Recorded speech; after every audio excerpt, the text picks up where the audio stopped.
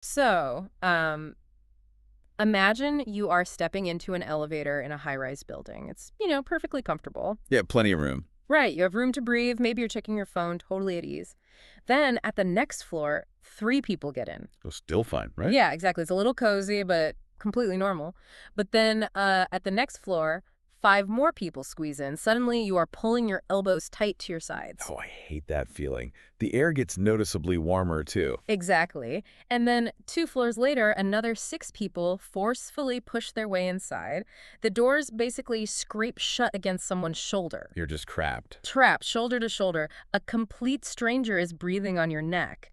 And every tiny shift in weight from the person next to you feels like like a deliberate personal attack. Yeah, you find yourself getting genuinely angry at people who are literally just standing there. Exactly. And you have to ask, how quickly does your baseline level of human decency, your patience and your empathy just completely evaporate inside that metal box? It's scary how fast it happens. It really Hmm. is.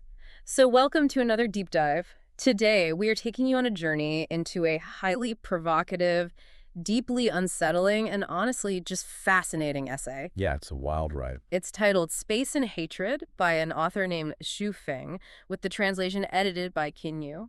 And our mission today is to unpack this central argument that might just fundamentally flip how you view human conflict. It really challenges a lot of basic assumptions. Right, because the author argues that the root of our darkest impulses, Mm. our hatred and our societal breakdowns, isn't some inherent moral flaw. It's not a psychological defect in human nature. No, it's much simpler than that, according to him. Right. He argues it is simply a lack of physical space. And it is a premise that takes that claustrophobic elevator feeling you just described and scales it up to encompass the entire globe. Which is a lot to wrap your head around.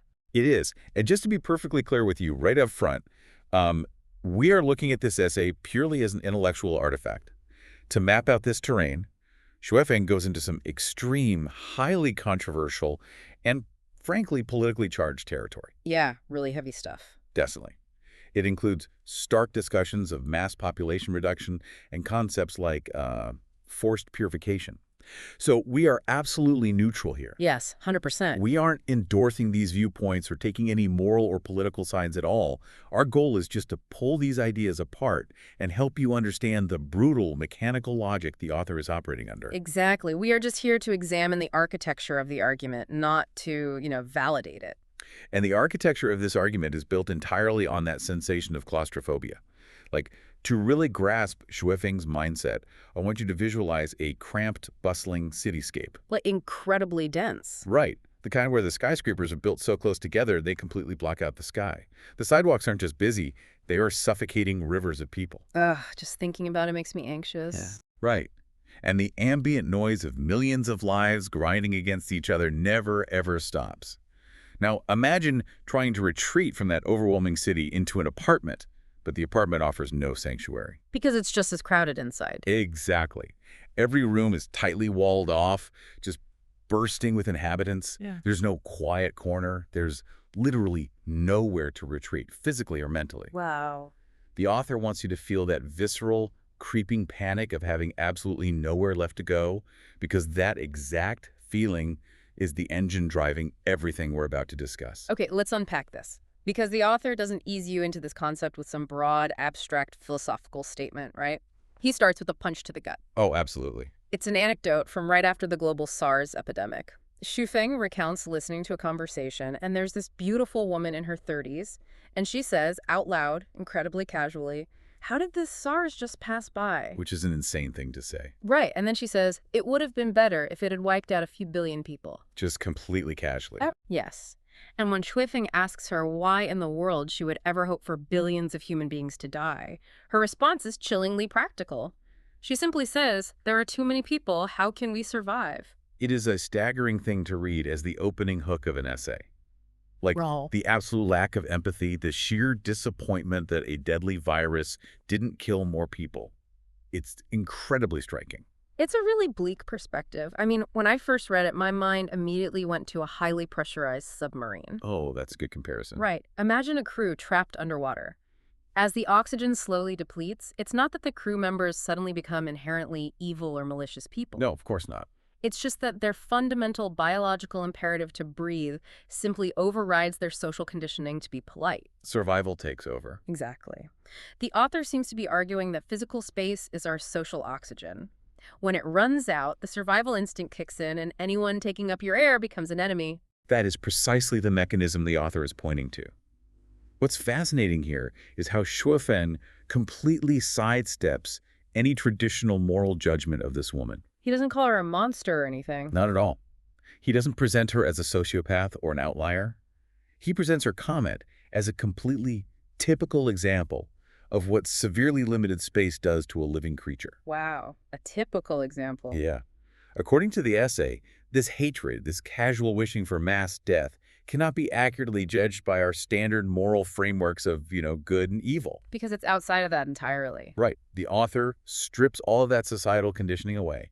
What you're left with is the raw, unvarnished biological desire to survive. Just pure instinct. Exactly. When you are existing under constant, unbearable spatial oppression, the instinct to secure resources for yourself naturally and inevitably breeds deep resentment and hatred for the people who are taking up the space you feel you desperately need. So it's like morality in this view is a luxury afforded only by having enough room. That is exactly it. So it's not that we are born evil, it's that we are inherently desperate when cornered. And to prove that this is a universal law of nature, not just some, human failing, Zhou pivots entirely away from human psychology. Right, he goes straight to the animal kingdom. Yeah, the essay dives straight into biology, looking at nature's warning signs. And the examples he provides are so vivid and recognizable. He writes about a standard chicken coop. Oh, the chicken coop example is great. It is. So if you have a coop designed and built for 10 chickens and you only put 5 or 6 in there, it is a perfectly peaceful, harmonious existence. They just do their thing. Exactly. They peck around the dirt, they do their chicken things, the social hierarchy is stable, and all is well. But the very moment you cross that spatial threshold... That invisible line. Right. If you pack 12 or 15 chickens into that exact same coop, it immediately erupts into violent conflict. Because the environment hasn't changed, the species hasn't changed, but the math of the space has. The math is wrong. Yeah. Biologists sometimes refer to this as hitting a carrying capacity, which often results in a behavioral sink. And the essay points out that it doesn't stop with the chickens. Right. He mentions mice, too. He does. Shuifeng notes overcrowded mouse nests, pointing out that if you listen closely to a densely packed nest, you can constantly hear the sound of them fighting. Just a constant squeaking and scratching. Exactly. Yeah. The agitation is perpetual. The nervous system of the animal is never at rest. And then there's the beehive. Oh, right. The bees. Yeah. When a hive gets too crowded, nature's internal pressure valve automatically kicks in. A queen bee emerges and initiates what the author calls a splitting activity. So they just divide. Right. The swarm physically divides because the spatial geometry of the hive simply cannot hold them all without collapsing. Which makes perfect mechanical sense in the animal kingdom.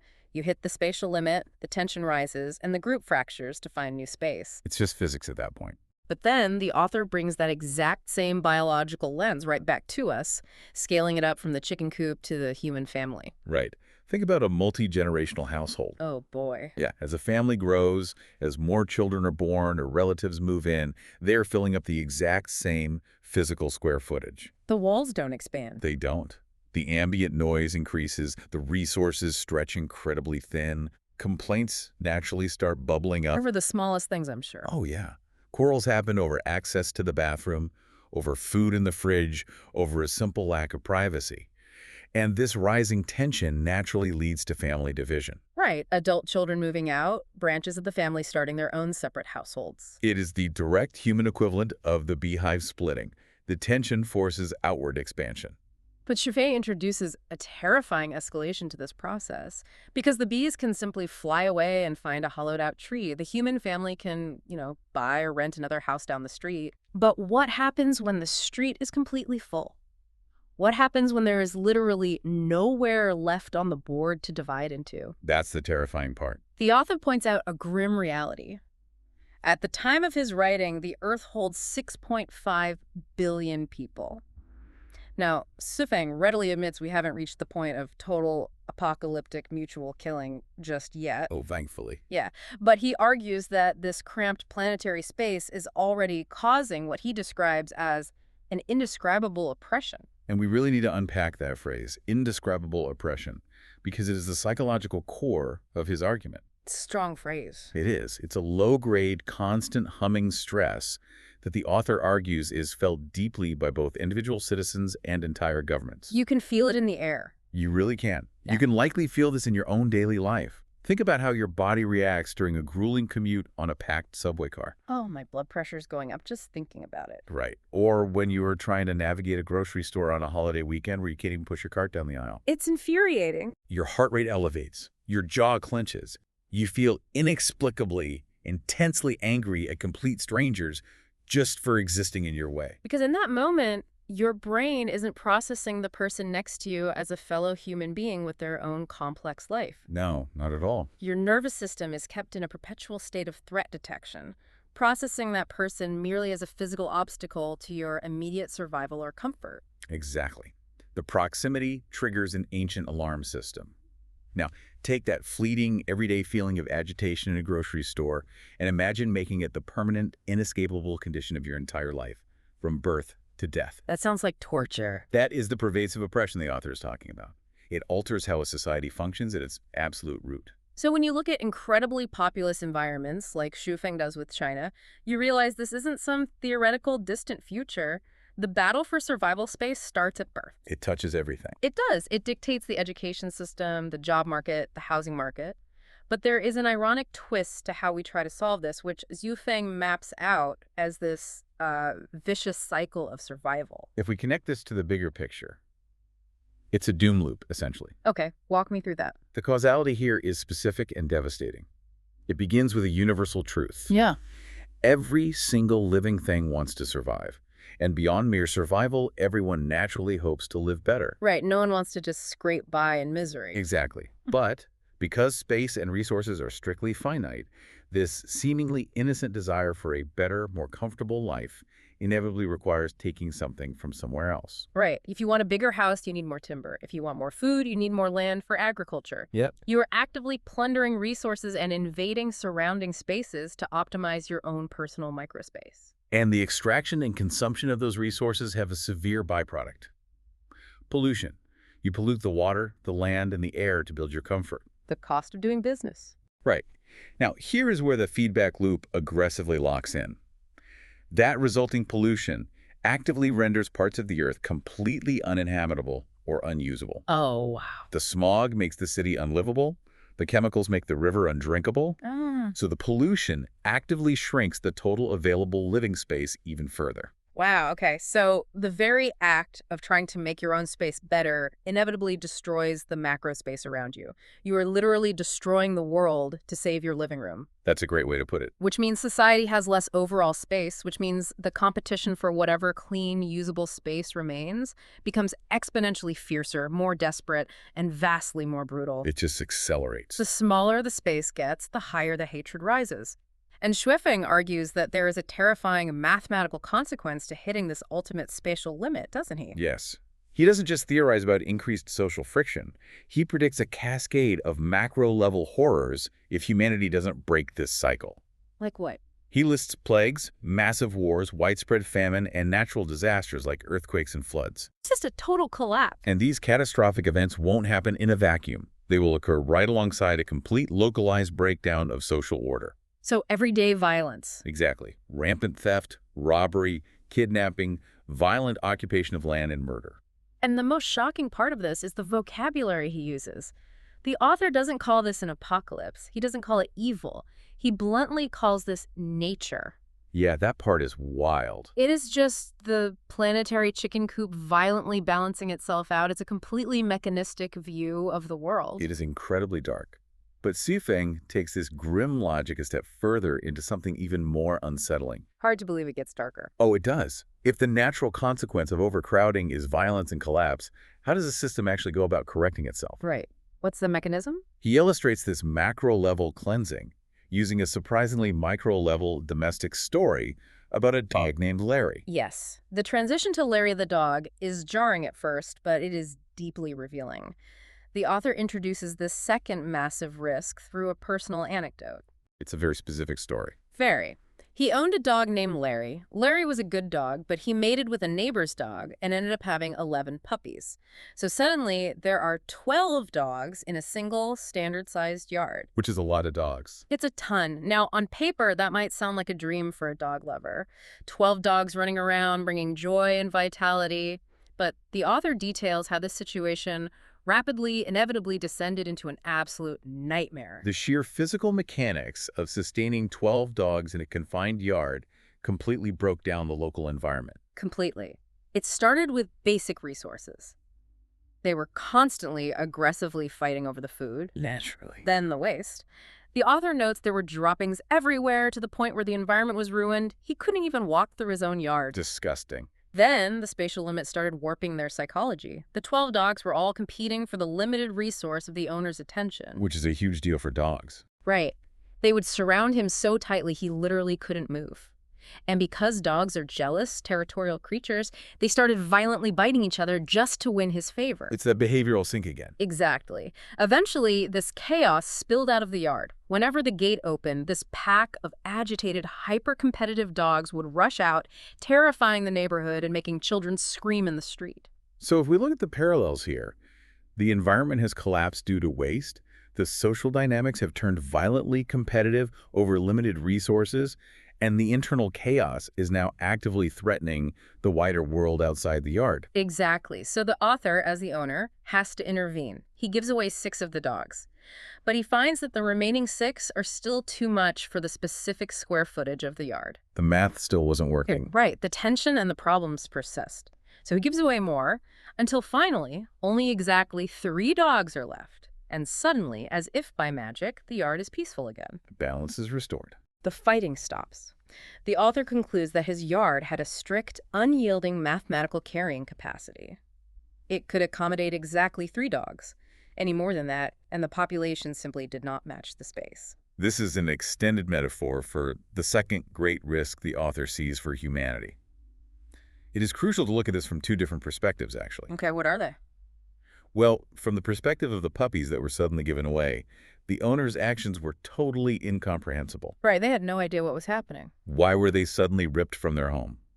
From their limited ground-level view, it probably felt like a random, deeply cruel tragedy. For sure. But to the owner, looking down at the yard from a macro perspective, it wasn't random cruelty at all. It was a mathematically necessary cleaning. Wow.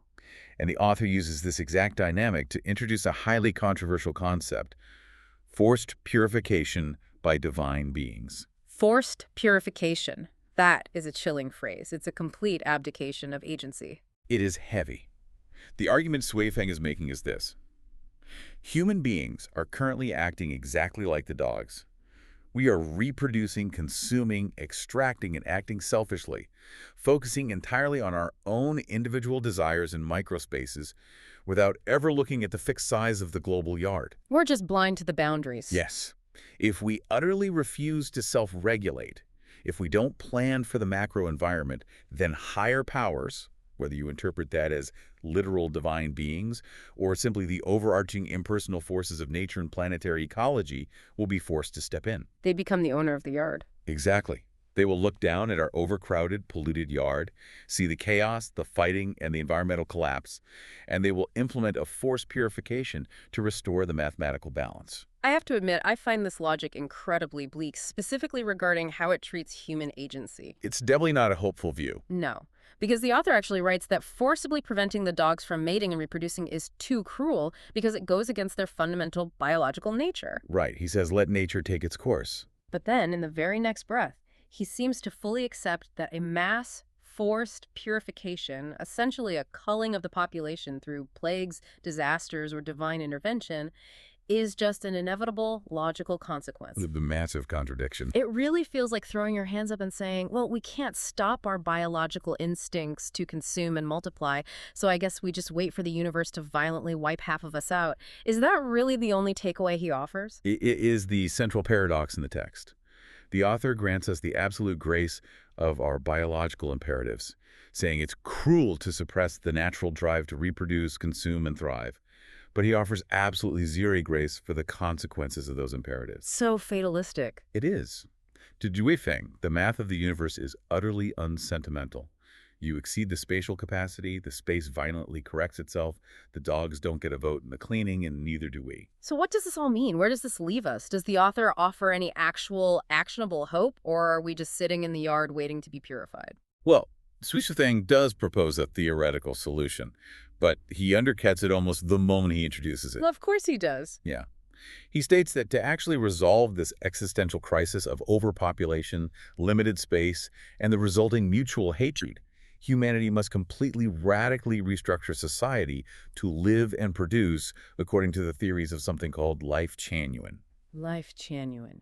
What exactly does that entail? It basically represents the author's own philosophical and structural blueprint for an ideal, harmonious way of living. Like a utopia. Exactly. While the essay doesn't outline every mechanical detail, the implication is a massive paradigm shift away from zero-sum competition. Meaning we stop fighting over the same scrap of food. Right. It would require a total re-engineering of human desires, resource distribution, and social organization to perfectly align with natural laws, eliminating the vicious cycle of selfish accumulation and pollution. Okay, so a complete overhaul of how we live. It is the theoretical cure for spatial hatred. But the whiplash the reader experiences here is severe. Why? What happens? Because in the very same paragraph he pitches this framework. Zhu Feng writes that expecting the masses of humanity to actually adopt this and change their deeply ingrained survival behaviors is just wishful thinking, a fantasy, even a delusion.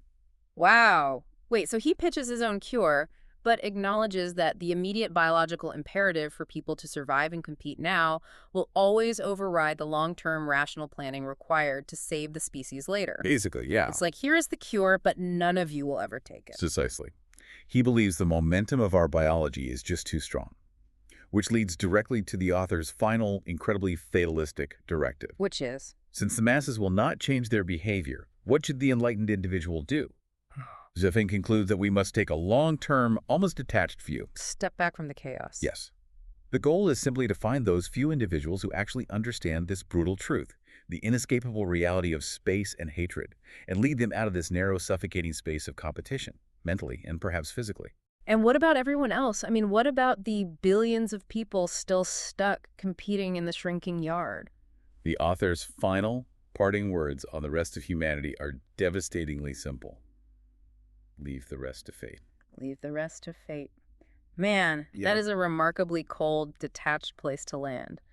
It's like securing your seat on the one lifeboat, leaving the Titanic, watching the water rise, and consciously refusing to look back at the deck. It really is. Well, we want to deeply thank you for joining us on this deep dive today. We know this was an incredibly intense intellectual journey. We've gone from overheard conversations about global pandemics to the behavioral sinks of chicken coops and all the way to the grim mathematics of divine purification. It's a lot to process. It really is. It is a text that forces you to look at the physical geometry of your own life and ask a very uncomfortable question. What's that? How much of your patience, your kindness, and your morality is actually intrinsic to who you are, and how much of it is just a temporary luxury afforded by having enough legroom? It strips away our comforting illusions about inherent human goodness and replaces them with a very harsh ruler measuring square footage and resource scarcity. Exactly. And to close things out today, we want to leave you with one final thought to mull over, a modern twist that builds on everything we've just discussed. I like where this is going. Think about the world we live in right now. So much of our daily existence has migrated away from physical yards, city streets, and crowded subways. We live online. Right, in digital spaces. If Sufeng is right, and our morality, our harmony, and our empathy are entirely dependent on the amount of space we have to breathe and move without colliding into others, what happens to our ethics when our virtual and digital spaces become just as overcrowded, polluted, and claustrophobic as our physical ones? Oh, wow. Think about your social media feeds, your overflowing inboxes, the constant algorithmically amplified shouting for your limited attention. When the digital room finally runs out of oxygen, does the hatred inevitably follow us there too? Until next time.